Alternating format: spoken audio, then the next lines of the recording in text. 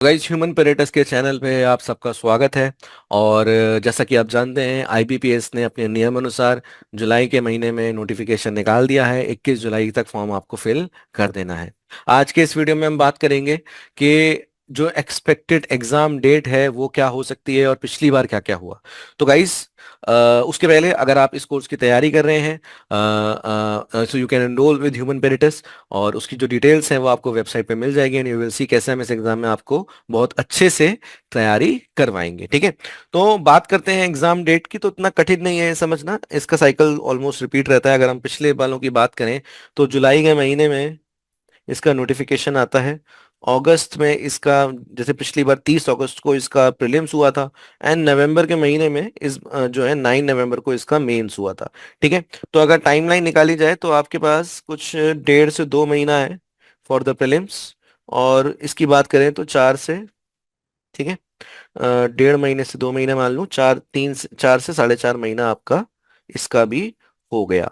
ठीक है, तो गाइस, टाइम जो है, जैसा कि आप जानते हैं, टाइम आईबीपीएस में इतना नहीं मिल रहा है।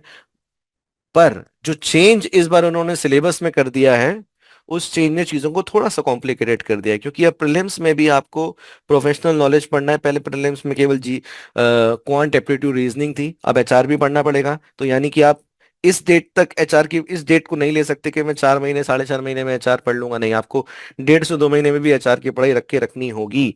और बात करते हैं मेंस की, तो मेंस में भी इस बार इंग्लिश, क्वांट और रीजनिंग डाल दिया है। जिसका मतलब प्रीलिम्स में केवल इंग्लिश क्वांट रीजनिंग से अच्छा करने से फायदा नहीं है, आपको मेंस में भी इस चीज को रिपीट करना होगा। ठीक है, तो ये मेजर मेजर चेंज है। टाइम कम है, बहुत स्ट्रेटेजिकली और बहुत स्मार्टली प्रिपरेशन करना है। और उसी के लिए ह्यूमन पेरेडिस ने आपके लिए टारगेटेड कोर्स लॉन्च कर दिया है। आप कहीं से भी तैयारी कर रहे हो, एक दिन का आप ह्यूमन पेरेडिस का लर्निंग मैनेजमेंट सिस्टम का फ्री ट्रायल लेके देखिए एंड यू विल सी कि कैसे हम आपको बहुत ही सिस्टमेटिकली और बहुत ही कंप्लीशन में इस एग्जाम की तैयारी कराने वाले हैं। ठीक है, तो अगर इसी इसी की बात करूं, तो अगर जैसे हम एचआर की अगर पढ़ाई करते हैं तो एचआर में हमने आपके लिए कैसे तैयार किया होगा कि फॉर एग्जांपल अगर आप एचआर प्लानिंग में गए तो एचआर प्लानिंग में पढ़ने के लिए आपके पास 3 चीजें आती हैं। पहली आती है class, and this class is a detailed class जिसमें जो टीचर है उसने पूरा एचआर प्लानिंग आपको पढ़ाया होगा उन्होंने। उसके बाद ई कंटेंट के फॉर्म में आपके पास बुक भी अवेलेबल है, quick for the quick revision and for the quick notes, जो आप यहाँ से बना सकते हैं। ठीक है, एंड तीसरा and one of the most important चीज जो कि एमसीक्यू बेस्ड पेपर में बहुत जरूरी होती है, that is your quizzes. In quizzes को आप यहीं जाके